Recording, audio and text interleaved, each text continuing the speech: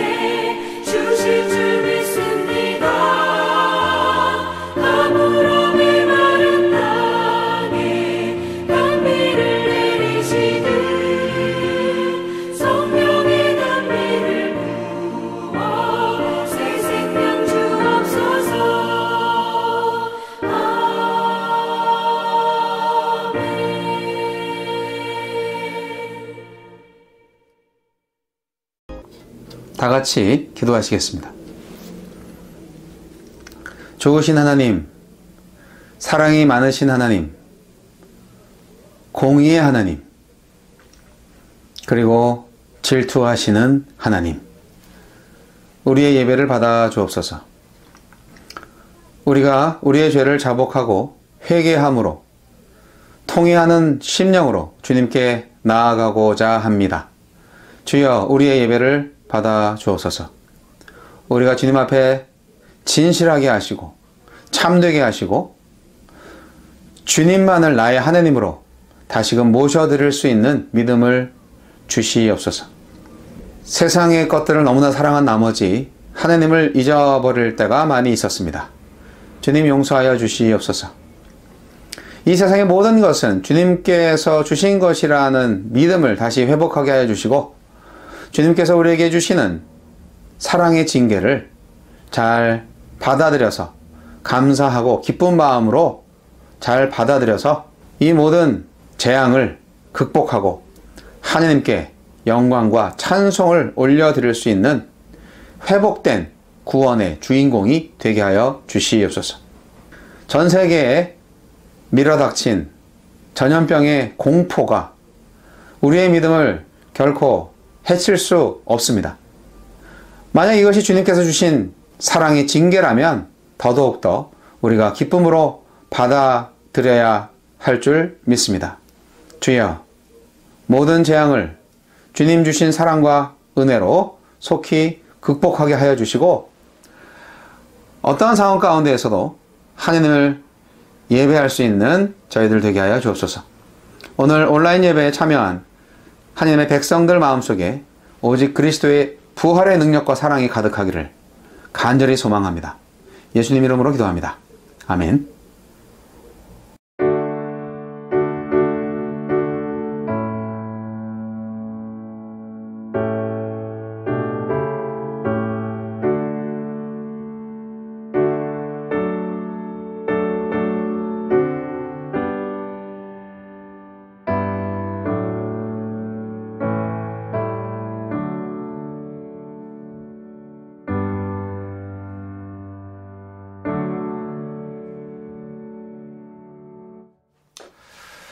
다시 한번 헌신의 마음을 담아서 찬송 올려드리겠습니다.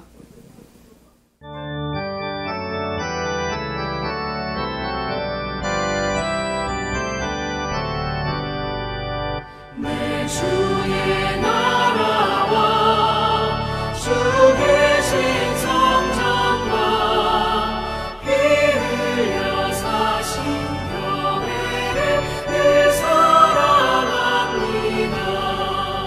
내 주의 교회는 전성과 같아서 눈동자같이 아끼사 늘 보호하시네. 이 교회 위하여 눈물과 기도로 내 생명 다하기까지 늘 감사합니다.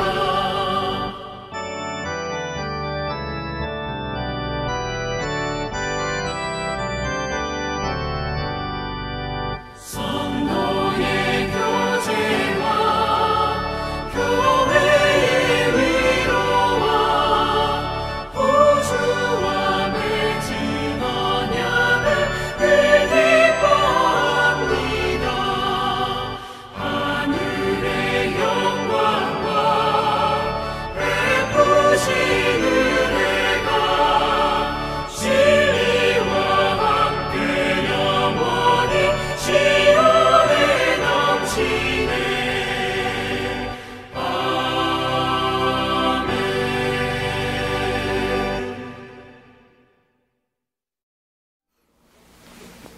헌금을 위해서 기도합니다. 주님 감사합니다. 우리에게 어떠한 시련이 닥칠지라도 주님은 우리를 버리지 아니하시고 우리를 환난 가운데에서 구원하시며 우리를 회복하셔서 다시금 하느님의 가장 좋은 것으로 먹이시고 입히실 줄 믿습니다. 주님께서 주신 모든 물질 중에서 감사하는 마음으로 일부를 주님께 바치오니 주여 받아주시고 우리의 모든 정성과 우리의 모든 헌신이 주님께서 인정하시는 참된 예배가 되게 하여 주옵소서. 예수님 이름으로 감사하며 기도합니다. 아멘. 자, 오늘의 말씀은 요엘서 2장 28절로 32절 말씀입니다.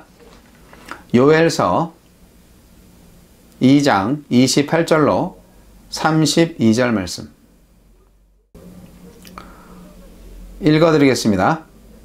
그 후에 내가 내 영을 만민에게 부어주리니 너희 자녀들이 장래 일을 말할 것이며 너희 늙은이는 꿈을 꾸며 너희 젊은이는 이상을 볼 것이며 그때 내가 또 내 영을 남종과 여종에게 부어줄 것이며 내가 이적을 하늘과 땅에 베풀리니 곧 피와 불과 연기 기둥이라.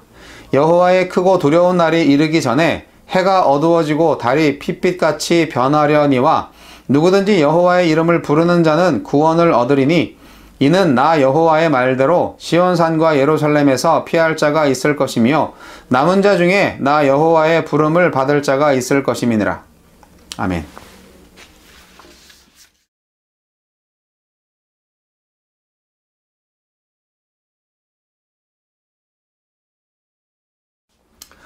오늘은 요엘서의 핵심 내용을 말씀드리겠습니다.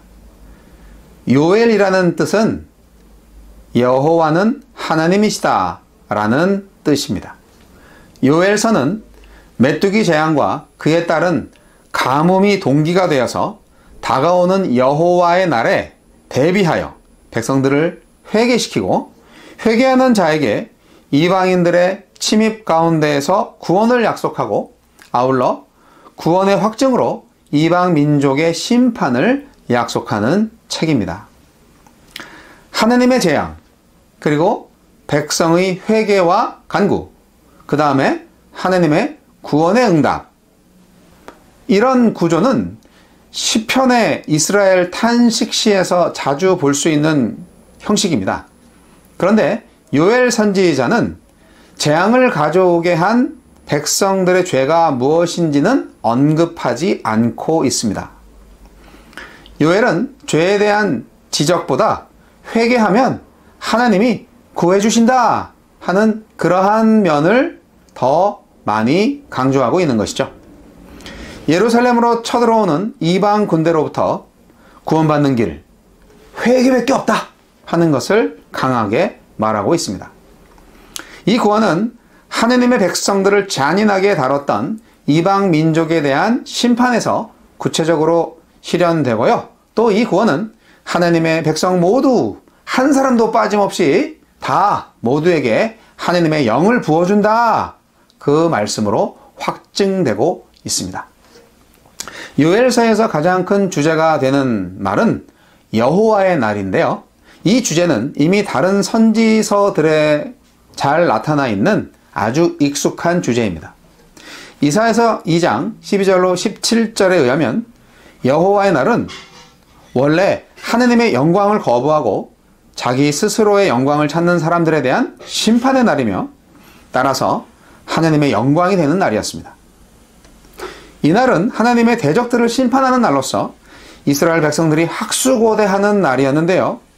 근데 아모스 5장 18절로 20절에 보면요. 이 여호와의 날이 이스라엘 백성에게도 구원의 날이 아니라 심판의 날이 될 수 있다는 그런 거를 알 수가 있습니다. 아모스 5장 18절로 20절 말씀 읽어볼게요. 화 있을진저 여호와의 날을 사모하는 자여, 너희가 어찌하여 여호와의 날을 사모하느냐? 그날은 어둠이요 빛이 아니라 마치 사람이 사자를 피하다가 곰을 만나거나 혹은 집에 들어가서 손을 벽에 대었다가 뱀에 물림 같도다. 여호와의 날은 빛 없는 어둠이 아니며 빛남 없는 캄캄함이 아니냐. 이 말씀을 통해서 하느님의 심판은 믿는 자들에게도 구원이 아니라 심판이 될 수 있다는 사실을 보여줍니다. 요엘서의 교훈은 이렇습니다. 세 가지로 정리해 드릴 수 있는데요. 요엘은 메뚜기 재앙과 여호와의 날이라는 이중 구조를 통해서 현재의 재앙은 하느님의 백성들을 심판해서 멸망시키려는 것이 아니라 이 재앙을 통해서 더 큰 종말의 재앙을 극복하게 하시려는 하느님의 선하신 계획이라는 것을 믿으시기 바랍니다. 두 번째 교훈은 여호와의 날의 심판과 구원이라는 그 이중 구조 역시 재앙은 심판이 목적이 아니라 백성들이 잘못을 회개하고 하나님께로 돌아와서 구원받게 하시라는 선한 의도가 있다는 것입니다. 그리고 세 번째, 그런데 이와 같은 하나님의 구원은 모든 백성들한테 자동적으로 부여되는 게 아니고요. 오직 자기 잘못을 회개하고 하나님께 돌이켜서 하나님이 주시는 영을 받아서 하나님의 이름을 부르는 자만이 구원을 받게 된다. 이 진리를 꼭 기억하시기 바랍니다. 여러분, 구원 받으시려면 주의 이름을 불러야 합니다. 하나님의 심판에서 구원받는 유일한 길은 하나님의 영을 받고 여호와의 이름을 부르는 것인데 사도행전 2장 17절로 21절 그리고 로마서 10장 13절에서 모든 이방 민족에게 다 적용되고 있음을 알 수가 있습니다. 오늘 읽은 본문 말씀은요, 사도 베드로가 설교할 때 인용한 매우 유명한 말씀인데요. 사도행전으로 다시 한번 읽어보겠습니다. 사도행전 2장 16절로 21절 말씀. 이는 곧 선지자 요엘을 통하여 말씀하신 것이니 일러스되 하느님이 말씀하시기를 말세에 내가 내 영을 모든 육체에 부어주리니 너희의 자녀들은 예언할 것이요 너희의 젊은이들은 환상을 보고 너희의 늙은이들은 꿈을 꾸리라. 그때 내가 내 영을 내 남종과 여종 백성들에게 부어주리니 그들이 예언할 것이요 또 내가 위로 하늘에서는 기사를 아래로 땅에서는 징조를 베풀리니 곧 피와 불과 연기로다. 주의 크고 영화로운 날이 이르기 전에 해가 변하여 어두워지고 달이 변하여 피가 되리라. 누구든지 주의 이름을 부르는 자는 구원을 받으리라 하였느니라. 사도행전 2장에 나오는 오순절 성령 강림 사건이 베드로가 인용한 요엘서에서 예언된 내용의 종말적 성취로 해석되고 있습니다. 각 나라에서 모인 무리들이 알아들을 수 있도록 사도들이 각 나라 방언으로 하느님의 말씀을 전했을 때 어떤 사람들은 사도들이 세술에 취했다 그렇게 비난하기도 했는데요. 이에 대해서 사도행전 2장 15절에서 베드로는 이렇게 말합니다. 각 나라 말로 방언을 한 것은 세술에 취했기 때문이 아니라 하느님께서 예언하신 내용이 성취된 것이다. 그렇게 말하면서 요엘서를 그 증거로 인용했던 것입니다. 남녀노소 가릴 것 없이 모든 육체에게 하느님의 영을 부어주실 것에 대한 약속에 관한 것으로서 앞선 오순절 사건의 맥락에 아주 잘 부합하는 내용이죠. 베드로는 성령 임재의 예언 성취에 그치지 않고 심판의 날에 주의 이름을 부르는 자는 구원을 얻을 것이라고 설교하면서 하느님께서 십자가에 달린 예수를 주와 그리스도가 되게 하셨다고 선포했습니다. 요엘의 예언은 초대교회를 거쳐서 오늘날까지 점진적으로 계속 성취되고 있습니다. 지금도 일부의 육체들이 하나님의 영을 받고 있죠.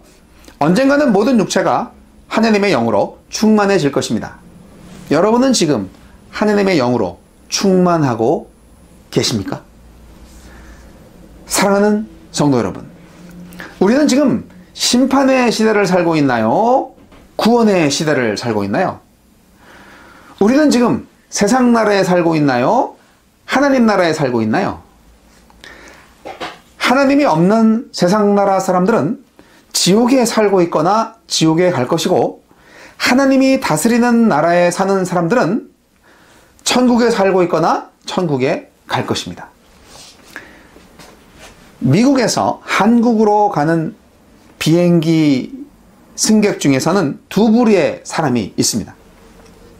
요새는 스마트폰이 있어서 그게 알아서 지역의 시간대를 자동으로 조정해 주지만, 스마트폰이 없었던 과거에는 차고 있는 손목시계를 조정을 했어야 하는데요. 국제공항에서 출국 수속을 마치고 비행기에 올라탄 순간부터 시계를 한국 시간으로 돌려놓는 사람이 있어요.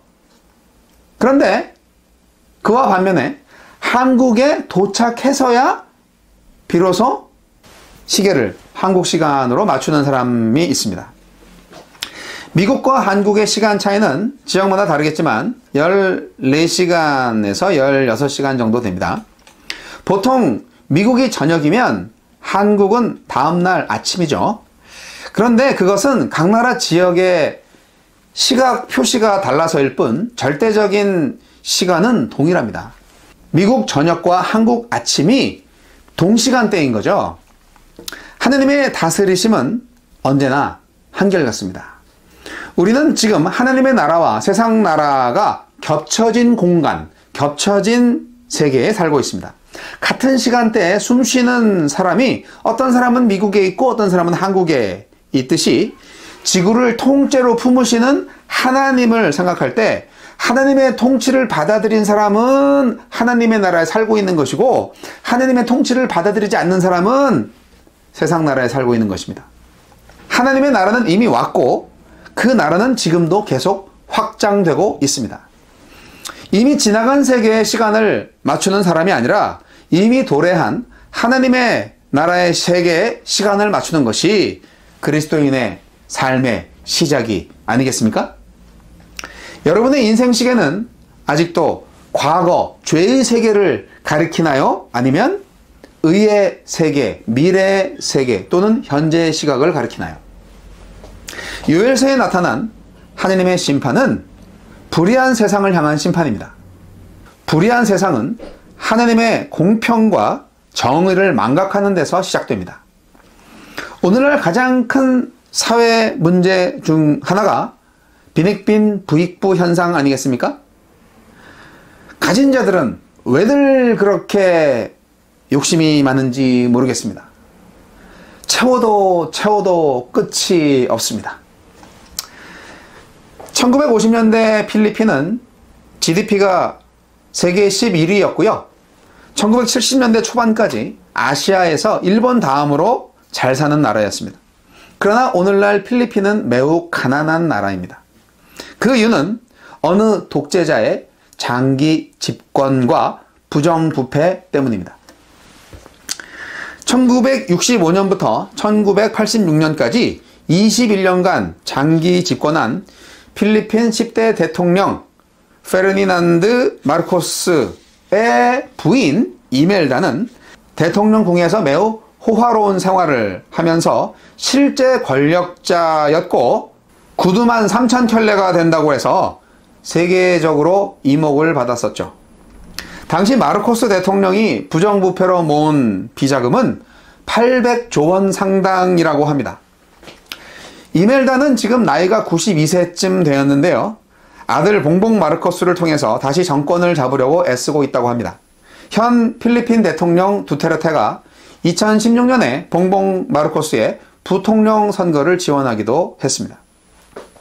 필리핀은 빈민들이 지금도 아주 많습니다. 어디 필리핀 뿐이겠습니까? 세계 각지를 돌아보면 빈부의 차이가 너무너무 극심한 데가 많습니다. 그것을 바라보는 하나님의 마음은 어떠실까요? 한 사람의 욕심이 나라와 국민을 불행에 빠뜨립니다. 기독교 신앙의 핵심은 모든 것을 하나님이 주셨다고 인정하는 것입니다. 구원뿐 아니라 재능도 마찬가지입니다. 부와 권력 다 마찬가지입니다. 하나님께서 거저 주셨고 우리는 그것을 발굴했을 뿐입니다. 그러니까 많이 받는 자는 당연히 많이 베풀어야 되겠죠. 그것을 기억할 때 약자들에 대한 배려가 가능하지 않겠습니까? 여러분, 공의의 하나님을 기억하세요. 우리는 하나님의 나라에 사는 사람들입니다. 요엘은 메뚜기 떼의 재앙을 통해서 여호와의 날을 예언했습니다. 우리는 지금 코로나19의 재앙을 통해서 그리스도의 날을 예언할 수 있습니다. 우리는 지금이라도 빨리 회개하고 하나님께 돌아가야 합니다. 회개할 죄가 뭔지 모르시겠다고요? 요엘이 무슨 뜻이라고 말씀드렸는지 기억하세요? 요엘이라는 이름의 뜻은 여호와가 하나님이시라고 말씀드렸잖아요. 우리는 예수 그리스도가 하나님이시다 라고 선포할 수 있어야 합니다. 사도 베드로가 설교 끝에 말씀했습니다. 사도행전 2장 36절 그런즉 이스라엘 온 집은 확실히 알지니 너희가 십자가에 못 박은 이 예수를 하나님이 주와 그리스도가 되게 하셨느니라 하니라. 근데요, 성도 여러분, 예수가 주님이시다 라고 외치는 것만으로는 부족합니다. 하나님이 왕이신 것을 우리의 삶으로 증명해야 합니다. 우리의 죄는 하나님 맘대로 살지 않고 내 맘대로 사는 거에 있습니다. 이제 우리는 세상 사람들이 왜 그렇게 사세요? 라고 물어보면 하나님 때문에요 라고 대답할 수 있어야 합니다. 만약 여러분이 거짓말하면서 도둑질하면서 사는데 왜 그렇게 사세요?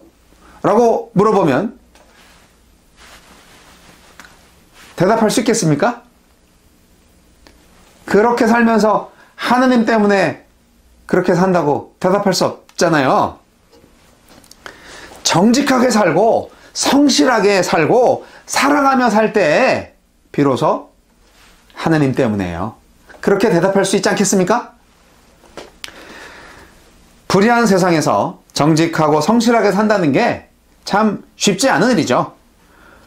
우리 힘으로 할 수 없습니다. 다만 성령께서 역사하실 때 우리는 모든 것을 할 수 있습니다. 여호와의 날은 모든 인류와 자연 만물에게 예외 없이 다가옵니다. 저와 여러분에게 여호와의 크고 두려운 날이 심판과 진노의 날이 아니라 오직 승리의 날, 구원의 날이 될 수 있기를 진심으로 기원합니다. 기도하겠습니다. 하나님 아버지, 오늘도 요엘의 예언을 듣습니다. 지금 코로나 시대에 하느님의 말씀하심을 듣습니다. 이 재앙을 우리에게 주신 이유, 이 팬데믹 상황을 우리에게 허락하신 이유가 무엇인지 깨닫게 하여 주옵소서. 그래서 우리가 회개하고 돌이켜서 오직 하나님을 나의 왕으로 인정하고 하나님의 다스리심에 전적으로 의지하는 주님의 백성이 되게 하여 주옵소서. 지금은 우리 주 예수 그리스도의 은혜와 하나님 아버지의 극진하신 사랑과 성령님의 감화감동 교통 역사하심이 오직 하나님을 나의 왕으로 다시 인정하고 주님의 말씀대로 순종하여 하나님만을 예배하기로 새롭게 결단하는 모든 하나님의 교회들과 하나님의 남녀 종들과 선교사들 머리 위에 이제부터 영원까지 함께 하시기를 우리 구주 예수 그리스도 이름으로 간절히 축원하옵나이다. 아멘.